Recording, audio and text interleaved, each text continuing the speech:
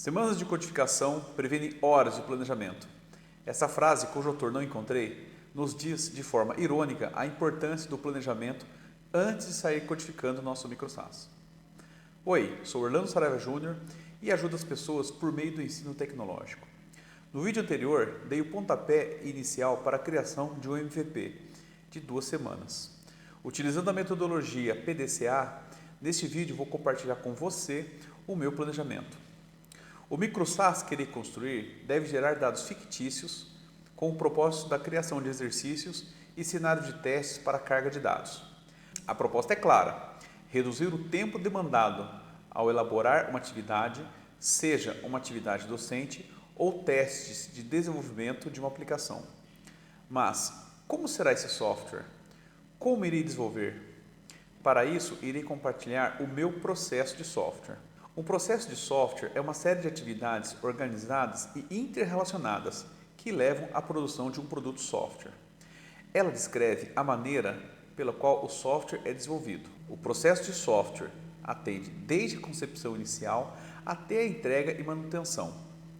Um processo de software fornece uma abordagem sistemática para a produção de um produto de alta qualidade, dentro do prazo e orçamento esperado. As atividades básicas de um processo de software são especificar, desenvolver, validar e evoluir. É o PDCA do software. Existem muitos processos de software, como o modelo cascata, modelo incremental, o espiral, dentre outros. Cada um com suas próprias características e abordagens. A escolha de um processo de software depende dos requisitos do projeto, restrições de tempo, recursos e de preferências da equipe de desenvolvimento. Requisitos são descrições formais e detalhadas das funções, características e comportamentos de um sistema. O que o nosso microSaaS irá fazer? O que deixará de fazer? Sobre quais restrições? Tudo isso precisa ser pensado ou minimamente pensado nesta fase de planejamento. O modelo de desenvolvimento em cascata, como visto na imagem, foi um modelo criado nos anos 70 e a característica é uma abordagem linear e sequencial para as atividades de desenvolvimento. Neste modelo, o desenvolvimento é dividido em etapas bem distintas, cada uma delas sendo executadas sequencialmente. Para cada etapa, depende a conclusão da etapa anterior. Para sistemas que não existam mudanças de requisitos, pode ser um sistema ideal. Entretanto, não sabemos como será ao certo o desenvolvimento e quais serão os requisitos do nosso microSaaS. Já no modelo incremental, é um modelo de desenvolvimento que divide cada processo em etapas de incrementos ou iterações.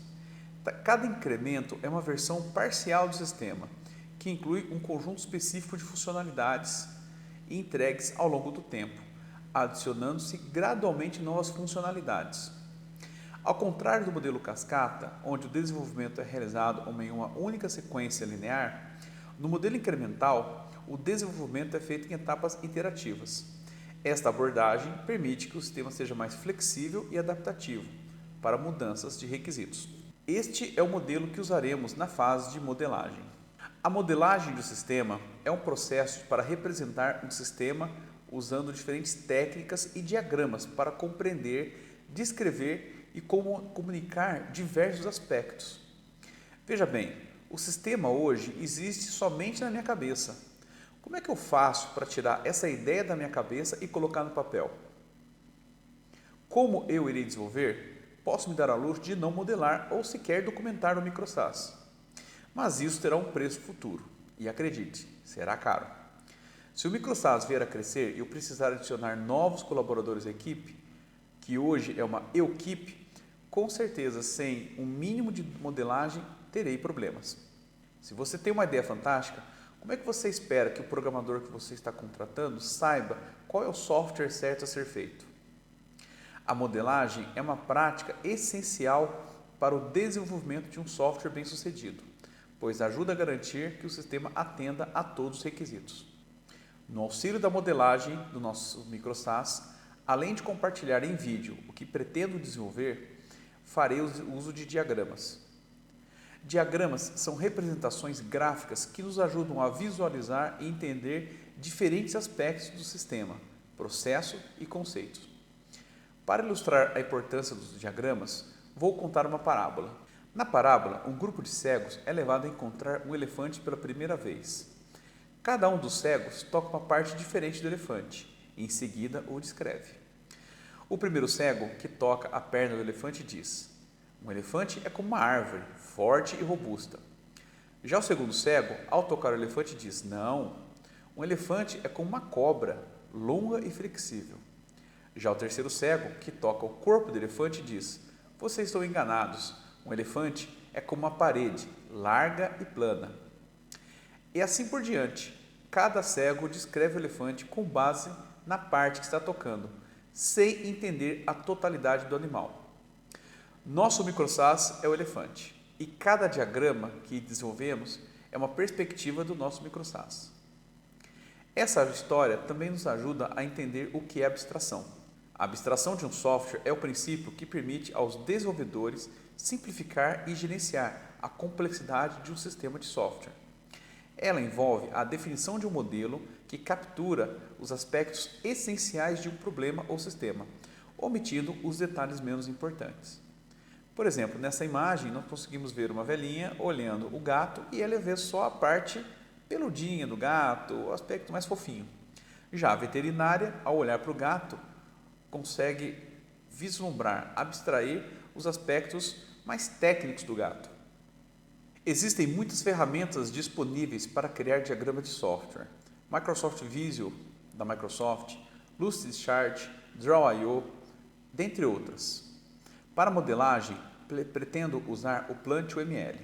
Plant.uml é uma ferramenta de código aberto que permite criar diagramas UML utilizando uma sintaxe simples e baseada em texto. A sintaxe do Plant.uml é intuitiva e fácil de aprender. O primeiro diagrama que pretendo apresentar é o diagrama de caso de uso. Um diagrama de caso de uso é um tipo específico de diagrama usado para representar as interações entre o sistema e seus diversos usuários, também chamado de atores.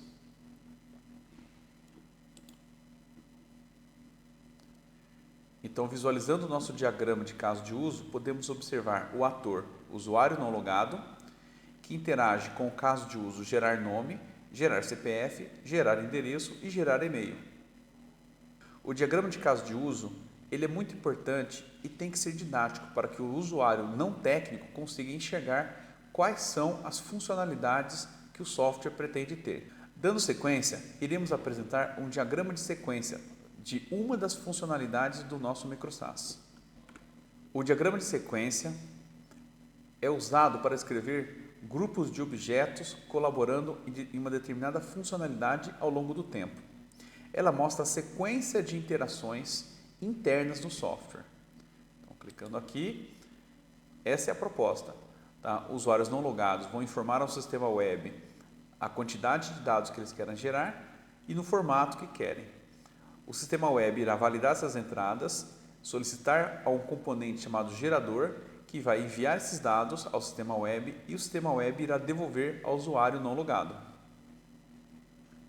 Podemos pensar em criar novos diagramas a fim de apresentar o que é o microsas que iremos desenvolver. Mas como temos esse vídeo de planejamento, entendendo esse contexto, acredito que temos diagramas adequados para entender o que é o software certo a ser feito. Mesmo sem ter o código codificado, você já pode compreender o que nós queremos no final desta etapa. Os diagramas devem estar alinhados com a realidade do produto software. Assim, os diagramas que eu apresentei são diagramas da primeira versão. Quando o microsas sofrer novas alterações, os diagramas precisarão ser alterados também. Um fato importante, porém meio óbvio, é que o nosso microsas vai estar hospedado na web. Falamos anteriormente que os requisitos são descrições formais e detalhadas das funções, características e comportamento do nosso microsas, a fim de atender nossas expectativas. Os chamados requisitos funcionais descrevem funções específicas do sistema. Por exemplo, o microsas que estamos criando deverá receber na entrada um número de 1 a 30, pois irá gerar de 1 a 30 nomes fictícios. Este é um requisito bem claro de uma funcionalidade do microsas. Assim, é um requisito funcional. Já os chamados requisitos não funcionais descrevem atributos do sistema, por exemplo, desempenho, confiabilidade, usabilidade, segurança, dentre outros aspectos que estão associados a restrições do nosso micro-SaaS. Por exemplo, o micro-SaaS precisa ser web. O não atendimento desse requisito compromete todo o nosso micro-SaaS. Se você tem uma ideia de micro-SaaS e deseja contratar um programador ou equipe, ele lhe ajudará nessa jornada, mas certifique-se de expressar claramente quais são os requisitos funcionais e não funcionais esperados. Mesmo que pareçam óbvias, lembre, explícito é melhor que implícito. Agora que temos informações sobre o que queremos desenvolver, nos próximos vídeos falaremos do como desenvolver, quais tecnologias utilizar. Nada disso foi discutido ainda. Todo o planejamento que fizemos é algo que é independente da linguagem ou framework. A modelagem, mesmo que mínima, deve ser feita a fim de nortear o rumo do nosso micro-SaaS. Considerando que o nosso processo de software faz uso de modelo incremental, saiba que essa documentação irá mudar.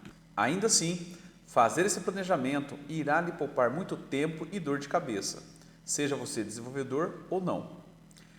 Quero agradecer a você que teve interesse nesse vídeo e ficou até o final. Não se esqueça de deixar seu like, curtir e comentar. Se inscreva no canal para receber inscrições das próximas notificações.